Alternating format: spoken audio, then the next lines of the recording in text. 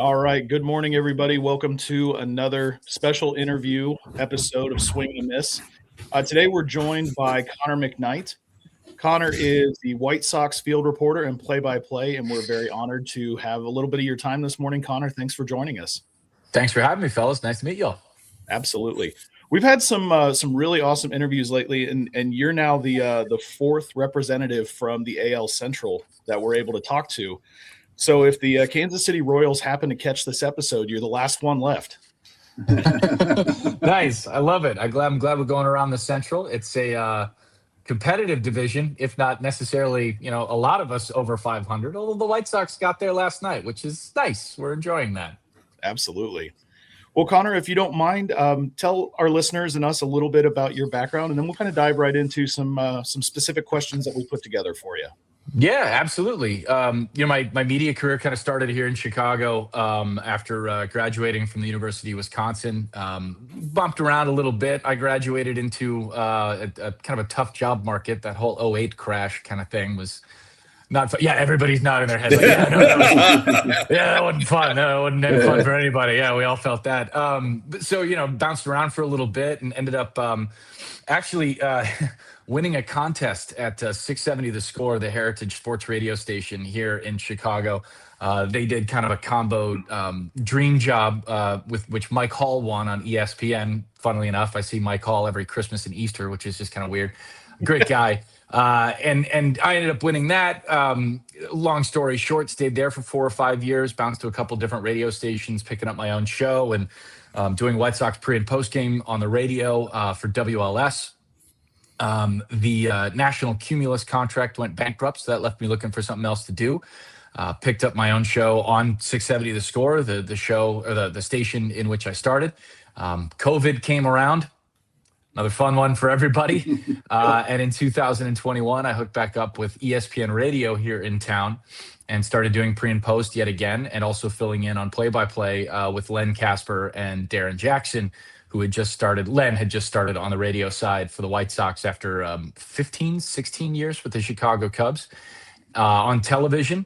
And when the White Sox and a couple of different companies started CHSN, the new RSN for the White Sox just in 2025, last year, I switched over to the TV side, doing field reporting and some play-by-play, filling in on both television and radio. So long story short, it's been kind of a winding road. I would imagine that's a theme for a lot of people in sports media, especially around about our demographic and age.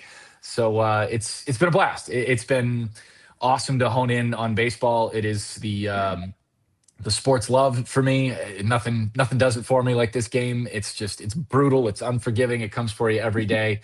And in that way, it also forgives you every day, which is kind of great. And it's been a ride. It's been an absolute ride. Very cool. Very cool. Well, I want to start with this question. So you're native to Illinois and Chicago area specifically, yes? Yeah, I was born in Evanston. We moved around a lot. I lived in Fort Wayne, Indiana for a little while, and then Appleton, Wisconsin for a little while. And then back here in Chicago, I've been here since, New Year's of '09. Okay. Yeah. So I have to ask you, when growing up, were you a North Sider or a South Sider, but only answer if it's not going to put your safety in jeopardy? Yeah, no, my safety's been clear for a while. Haven't worked in this town for about 15 years. I've covered both teams.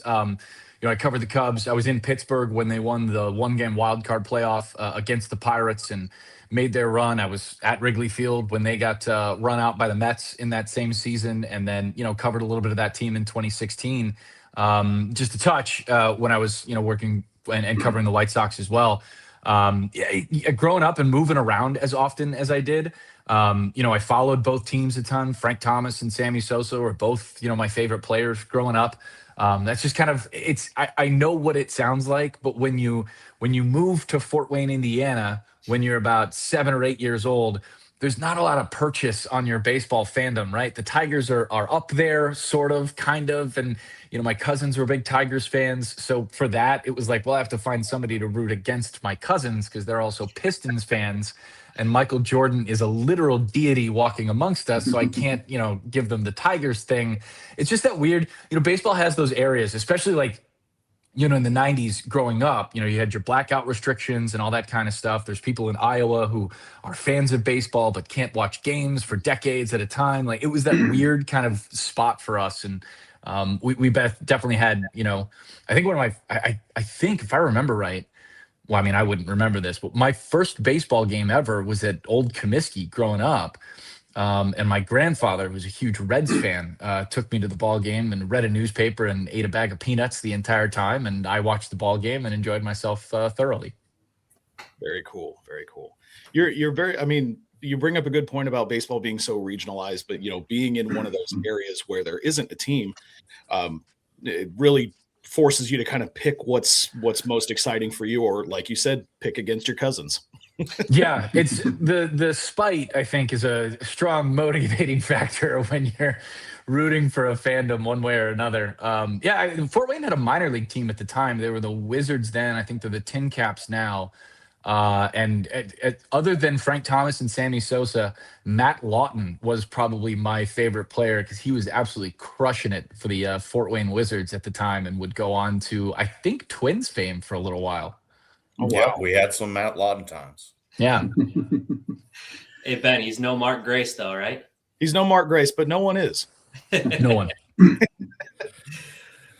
In a market where you have two teams like that, you have the Cubs and the White Sox. I grew up in the Bay Area, so you have the Giants and A's both in that regional area. There's not a lot of that in baseball. I think that might be those two and New York are really the three where there's just like button heads like that. What's the relationship between the two teams like that where you're trying to share a city and a market and a fan base and grab your share of everything? Yeah, I think, like a lot of relationships, they change over time. They wax and wane. There are good times and bad times. I'll tell you one of my favorite Chicago sports memories. We just did this for the station as well. We're kind of going through, our favorite memories. I was a reporter in 2010. I just started with the Score, the radio station that I kind of began my career here with. And one of my first assignments was covering the Chicago Blackhawks. Now, they would go on to win the Stanley Cup in 2010. I went to the University of Wisconsin. That hockey team won the national title in 2006. And they had guys like Adam Burrish and Jack Skilly and Jake Dowell, and they were all on that Wisconsin team. So I walked into the Blackhawks locker room with all three of those guys there, having covered all of them in college, and knowing Adam Burrish just a little bit in school. Long story, fast forward to the summer after they've won the cup and they're doing the tour with the Stanley Cup throughout the city, as one does. Vaguely sober for most of the trip were the Blackhawks. I don't know that. I mean, you get to celebrate when you're out there and you've won a Stanley Cup. So I'm covering a Cubs White Sox game at Wrigley Field. The Blackhawks show up with the cup at the ballpark. And there's this team photo you find on. There's this photo of the Cubs on one side of the mound, the Blackhawks on the mound, and then the White Sox team on the other side of the mound. And the Stanley Cup made its way up to the press box at some point later. Now, remember, it had been decades and decades and decades since the Blackhawks had won a Stanley Cup. And nowadays, everybody has a picture with the Stanley Cup because it has, made its way around kind of thing, the Blackhawks having won 3. But at this point, that was not the case. So the cup's up there in the clubhouse or in the press box. And we're all kind of like wandering through with our early camera phones and taking pictures with the cup and this whole thing. And then we look at the scoreboard and realize that not only does Ted Lilly have a no-hitter through 6, but so does Gavin Floyd, the White Sox starter. And we're all starting to look around like, oh my God, we have a game to cover. We should go do this. I'm working for the rights holder for the White Sox at the time. And no sooner than like 3 seconds after I walk out of taking my vanity photo with the Stanley Cup, our director, our station producer, calls me and it's like, if Gavin does this, you're going out on the field. You've got the interview. It was Ed Farmer, God rest him, and Darren Jackson was our play-by-play team on the radio at the time. So they're talking me through how I'm going to go to, and this is like my 15th, maybe 20th assignment at a baseball game, and maybe the third time I'd ever worked at Wrigley Field, which is a whole nother production because Wrigley, you've only got the one elevator at the ballpark. So having to run down all the way to the corner, take the elevator down. I mean, it takes an inning and a half at a Cubs Sox game at Wrigley Field to get anywhere in that ballpark. So now I'm going, well, I'm late already for a post-game interview that may or may not happen. It's those kind of relationships with all of the teams in this town that kind of make this environment really special. If you're talking about fandoms, however, there is anything from the deepest, ugliest, and most sincere hatred from one to the other. Two, I have to live with a wife, not me personally, but there are many families where one spouse is a diehard White Sox fan and the other spouse is a diehard Cubs fan, and they've got to navigate that this weekend, which I'm sure drives a lot of appointments at couples therapy throughout the weekend. It's a whole thing. Are you noticing any new fans because of the fandom of our new American Pope? It's funny. I don't know that there are new fans necessarily, but I know that they're having grown up attending Catholic schools my entire life.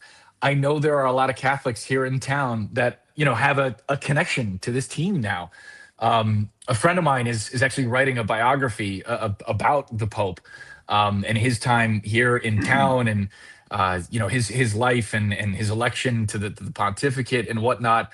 I got to tell you, when it happened, the entire everyone who worked at the ballpark, everyone who's in and around could not believe that we've got Pope Bob, who's from the South Side and grew up going to White Sox games. It's crazy. I looked at Darren Jackson, who's just I've mentioned his name a couple of times. He's our analyst on the radio broadcast. He had done TV with Hawk Harrelson for about a decade after his own retirement from the game. He played for the White Sox twice.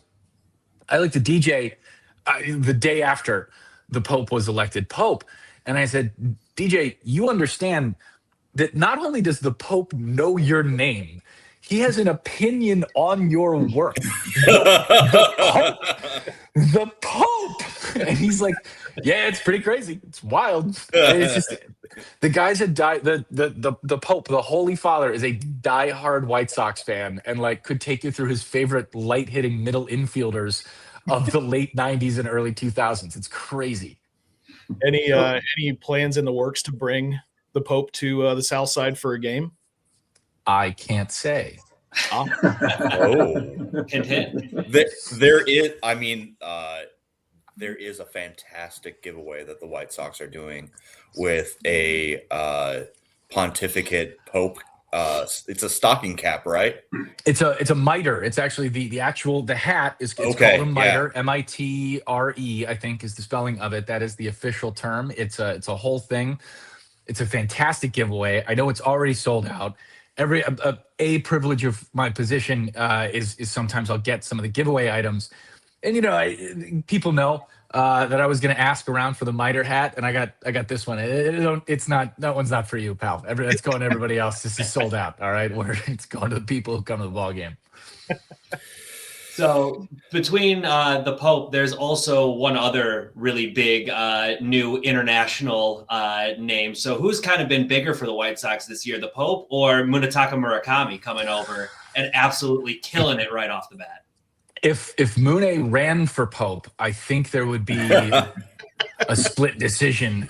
He's been fantastic, and I think one of the things, Chris Getz, the general manager of the ball club, just had a press conference last week when we started we're in the midst of the longest homestand the White Sox have this year. It's a 9-gamer. Played the Mariners, then the Royals, and now we've got the Cubs coming up as we talk tonight. The Friday night game is the first one. And Chris mentioned, and he's not one to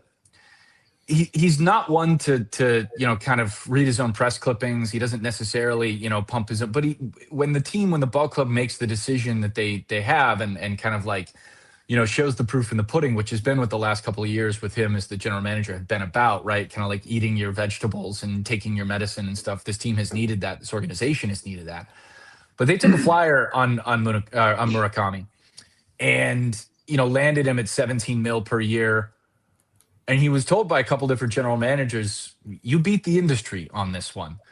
And that's got to be a good feeling to have, right? I mean, regardless of whether or not you kind of can stomach as a ball club, as a lineup can stomach kind of a 3-outcome player, home run, strikeout, and walk. The White Sox are absolutely in a situation where they should have. And it's one of the things that I said immediately after signing is that this is exactly the kind of move that this team should be making for this kind of money and with this kind of player. And Murakami, too, has really embraced his teammates. This is a very, very tight clubhouse. This is one that really appreciates one another throughout. That has been different than a lot of other ones that I've covered. And granted, winning helps, right? I mean, the White Sox are one of the hottest teams in baseball right now. They have the longest winning streak active in Major League Baseball, a whole 5 games, which is great. And they're a game over 500, and Murakami is up there in the league leaders in home runs. But his effort and his dedication to getting to know these guys and getting to know this game and getting to know a new position and a new league has been really impressive to watch, for lack of a better term. It's been really something. Kind of in that same vein, so at the end of the 2024 season, the White Sox were in a very different position than they are right now. Ended the season at 41 and 121, one of the most disappointing seasons in baseball history. And as we talk here this Friday morning, they're in a wild card position. We're not even 600 days later.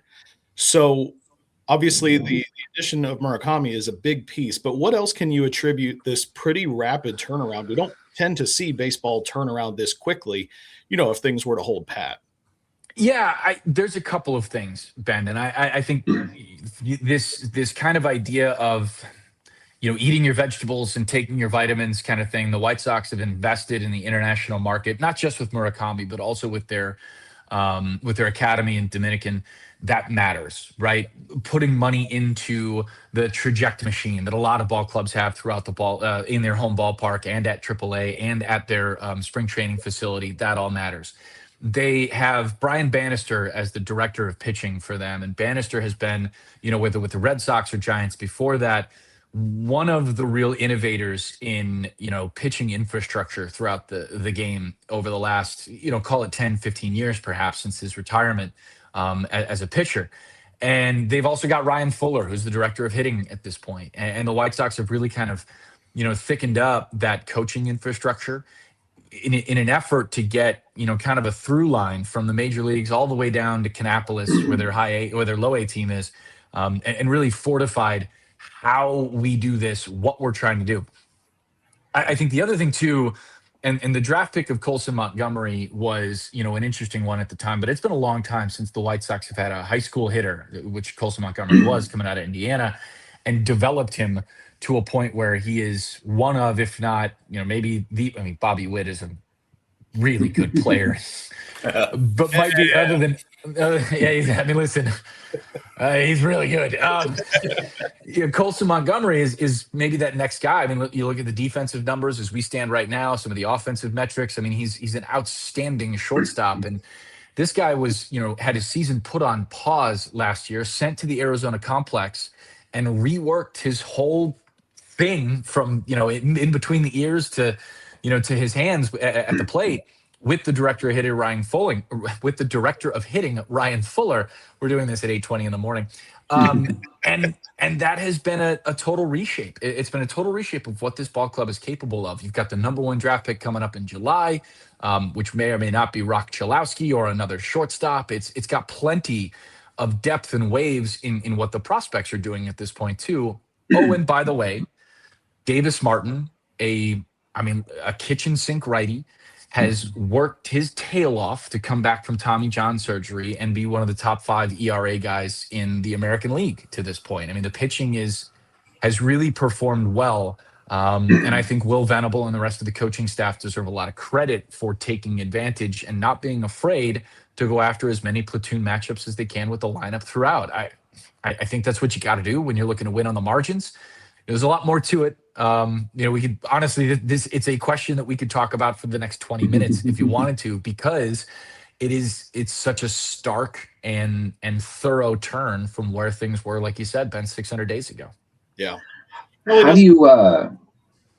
do you bring fans back when you've been in the lower end for so long? They check out. How do you bring them back into the stadium? Is it just put a winning product on the field and let that speak for itself, or are there other tricks you have up your sleeve for that? Yeah. Well, Nels, let me ask you a question. Do you mean from the organizational standpoint or from our network standpoint? Because my job is kind of dual in that role, right. And I would take a different approach to the question depending on who we're talking about. Well, we'll go from more your perspective, from the broadcast end of things. We have 2 field reporters, myself and Brooke Fletcher. And our job is to bring as much of the story from behind the scenes as we possibly can into the broadcast for John Triffin and Steve Stone, our broadcast team, our booth. The good news about our broadcast, and it has been for a very long time, is that Steve Stone is the best analyst in the business, bar none. He's fantastic. And every time you turn on a White Sox game, you get to know exactly how this game works from a very granular spot. And that's something the White Sox have had for a very long time. And they've, quite frankly, the broadcast has kind of overcome some of the things on the field. I mean, listen, you lose 121 games, it's kind of tough. But since we started at CHSN, with Brooke and myself, our job has really been to bring things as many as we can that you're not going to hear about from the players themselves, because we've kind of, it's our job to form relationships with these guys and understand who they are, where they're coming from, and bring you those stories. We have, tonight as we talk, we have a show called Friday Night All Access. And for Friday night home games, we will mic up a player or coach. We get in-game interviews with players as the game goes on. The other Friday night, Colson Montgomery had taken a ball back up the middle with the bases loaded and scored 3 to give the White Sox the lead. And no fewer than, I want to say, 35 seconds after he came in from the field, from second base, Brooke Fletcher, who's down in the dugout, had a microphone in his face asking him about that at bat. And he didn't give you a cliche. He gave you, well, listen, my first swing at that at bat was terrible. I had completely forgotten my approach. I took a timeout. I walked around a little bit, got myself refocused, and looked for the fastball down the middle, or the breaking ball that was a little low and away to hook into center field that I wanted to get. That's you don't get that in other places. Brooke does an amazing job in getting that out of the guys, and our Friday Night All Access broadcast is something unique to baseball that I know a lot of other teams are looking at and kind of admiring, and I'm really proud to be a part of it. Awesome. Do you feel like there are things that you can do as a reporter to pull more than the athlete cliche out of the player? Or is that more based off of an individual player's personality about how much they want to give? It's a great question. And I think, yes, it's always going to be up to, because you can't make them talk, right? It's the horse in the water kind of thing, right? I'm sure there's a saying in there somewhere. But I think the reason, and I learned this when I started going on the road with the team a few years ago, doing play-by-play and filling in. I'd travel when I was, going to fill in for Len, or fill in for, Jason Benetti when he was here, or fill in for John. Since he's come around. When you are on the road with the team, you engender a trust with these guys that doesn't exactly happen when you're just showing up to home games. Not that isn't, a lot of work, but the conversations you have off the record, not about, sordid things or whatever, but just checking in with the guy and asking him about his family and trying to understand where he comes from, and, kind of seeing his approach to in-game and out-of-game stuff. Those kinds of conversations and being able to get to know these guys leads you to better conversations itself. That kind of trust and that kind of relationship building is the reason we're on the road, so that we can get better conversations when we're on camera. I mean, it's just a true story. I mean, when you guys started, podcasting and throwing yourselves up on camera, I mean, I get this way. Shoot, we're going to do a couple of podcasts later this morning. You flip on that thing and you're like, oh God, I look like that. And I sound like this. And it's like, yeah, this isn't my everyday. Like, you talk to Colson or Chase Mydroth or whatever. It's like, dude, I'm just trying to take the ball up the middle and keep my jersey from, ripping apart when I slide down to the bait. Like, that's the gig. This isn't really my job, talking about baseball on camera. But as they get comfortable with you, the reporter, Brooke or John or Steve, then they are more comfortable talking about what they've done and how they're going to get done what they want to do next. And those kinds of things are how you get better answers. You're very right, though. Every time we turn the camera on, I get scared of. Oh, I know. I've been thinking that like half this time here. I'm like, oh, what a round face. Josh's light just keeps getting dimmer and dimmer. It's a good trick. So I do have kind of a more selfish personal question here. You mentioned filling in for Jason Benetti as a big Tigers fan and somebody who just loves sports and has listened to Jason for years on other broadcasts and stuff. Did you get to work with him much, and what was he like to be able to work with, just as a huge Benetti guy over here?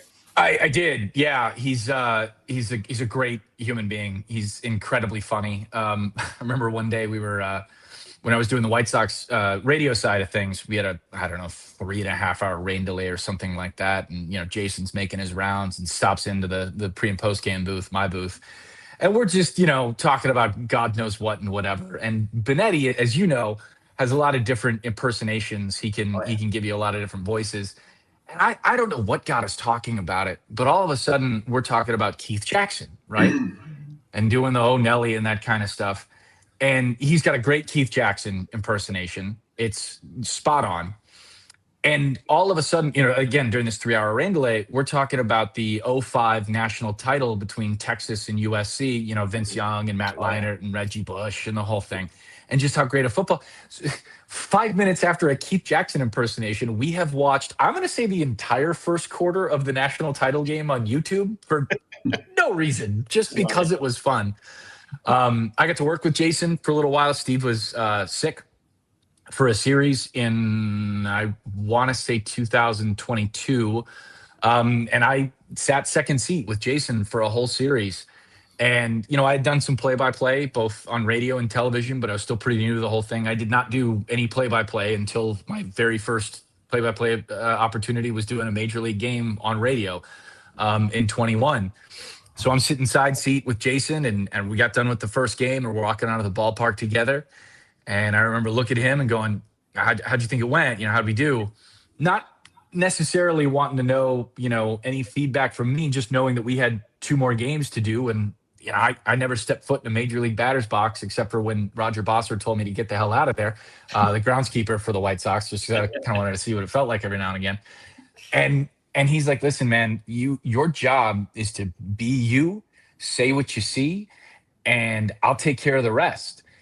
And you don't hear that from guys who are one of the best in the business, like Jason is, doing the national gigs that he does and all the different sports he does. I mean, he could have easily looked at me and said, listen, pal, keep it quiet, read the station reads, and get out of my way, kind of thing, right? I mean, you hear stories like this. And Jason just could not have been a kinder and more considerate person to work with. I think his true superpower as a play-by-play guy is getting the absolute best out of anyone he's working with in any situation. He is absolutely incredible at doing it. Yeah, some of my favorite things, before he came over to the Tigers, I used to watch him with Bill Walton doing college basketball on, the Pac-12 games back when that existed. And just his rapport with Bill Walton, who, we all know is an absolute wild card. And so to be able to just absolutely be seamless with a guy where you never really know where he's going to be going was just, I respected it so much. So I was so excited, sorry to take him from you, but I was so excited. That was my big off season, acquisition when he came over. So, yeah, I mean, it's always nice to hear that, they're great to work with too. He's a great guy. I look forward to seeing him in Detroit when we make the trip. Yeah. So say you got a call today that you're going to do play-by-play for the next upcoming series starting on, Tuesday or Monday, whenever the next one is. What do you do to start your prep in order to prepare yourself for the opponent? Well, I think the big reason that, that it's as, let's say, not easy, but simple is that I'm there every day, right? I mean, I know these guys, I know these coaches, I know this team, I know what's coming up next. And, I think baseball can be unforgiving in a way that, tomorrow's coming for you, regardless of whether you're ready or not. But the good news is that you were there yesterday, and the work that you did yesterday informs the work, for today, that kind of thing. One of the things I like to do is, sit down with our producer, with Steve and with Brooke. If I were filling in, obviously Brooke would be the field reporter. Brooke Fletcher would be the field reporter for the game. Kind of understand where we're all coming from, and what the kind of stories Brooke is looking to tell. How can I support those as a play-by-play guy? How can I, set up that story without telling that story, right? Because it's hers to tell, and she's got the info. But you want to tease a little bit of it. You want to have something to pay it off at the back end, that kind of thing. But Len Casper's been such an influential person to me in my, kind of journey through play-by-play. He was the guy that kind of, as the radio guy for the White Sox got me started on this. And I am humbled to say that in a little way, I come from the Len Casper broadcasting tree. It's do the game. It's say what you see. It's make sure that you've got that kind of, fidelity to the game for the fans that are watching or listening, and let them know what you feel about how that game's going on. I like to think along with the manager a little bit as we go, so as potential bullpen matchups kind of come around, I know who pitches where and kind of where those spots are and those pinch hit opportunities, that kind of thing. Len is endlessly curious about this game, despite the fact that he's been working in baseball since 2002 with the Marlins. He just never runs out of good questions to ask about how you're going to go ahead and get this thing done today. And I try and do the same. And then, maybe the number one thing really after all of that is looking across from you and seeing Steve Stone. You have to take the moment where your 8-year-old brain goes, oh, hey, look, there's the guy that I learned baseball from for the better part of a decade while watching Steve Stone call games anywhere he was on TV. And you got to go, okay, forget about that. Now set up Steve Stone. Now make sure that Steve has the places he needs to go. Make sure you're setting him up for the places and things that he wants to talk about. Because I don't mind saying it, and I think John would say the same, Steve. So set him up, let him knock it down. Well, Connor, I know that we only had you for about 30 minutes today, but you have time for a few rapid fire questions? I got you. No worries. All right. Have you ever attempted the 999 challenge, or do you have any interest in doing it? Absolutely not. Not a chance. Wouldn't do it. It's possible that I have actually achieved a 999 challenge back in the day before it was a thing, before social media, but I could not say nor would admit to that kind of thing. There's not enough Pepto in the world for that. Yeah, I don't think any of us are at the age that we could do that and get up the next day. That time has passed. Yeah. Favorite band? Ben Folds, or I really get into the Decemberists lately. I got to Ben Folds 5. It's Ben Folds 5. Those are two great options that I don't think anybody's given us so far. Yeah. I love the Decemberists. Oh, it's great. Favorite drink or drink of choice? I am a huge coffee fan. I get pretty coffee snobby when we're on the road. I'm always looking for a good cup. I would have to say coffee at this point. So Starbucks, yay or nay? That's kind of what I figured. Starbucks is when, no shade, they're a very successful company. Starbucks is for when you need coffee, not necessarily when you want coffee. It has its purpose. That's right. It's a that should be their slogan, actually. Starbucks, we're on every corner. We're here. And then last one for me. As a Wisconsin graduate, I assume you follow the football team pretty closely. You know what? Yes and no. Some of us got really excited about the Luke Fickell era, and well, that was going to be my haven't question. really had the payoff that we wanted. And I don't. Ben, why would you bring that up at the end? Well, as an Ohio State guy, I love Luke Fickell. We had him as a coach for 1 year, and it didn't go well there either. So I'm just curious. Do you think he makes it through the end of the season? Had I known that we were hanging out with an Ohio State fan for this long, I may have ended this interview a long time ago. All I'll say about I have no idea. But remember, Ben, David Gilreath took that opening kickoff all the way back, and we never let you breathe the rest of that night. And it's one of my favorite memories of my life. I remember that game very vividly. Good. Man, I catch a lot of strays just for rooting for my team. They're not strays, Ben. You root for Ohio State. They're targeted strikes. These aren't strays. Targeted strikes. In case you haven't figured it out, the rest of the Midwest, we're not big Ohio people. No. I'm also a Michigan grad, so I've got it just as strongly there.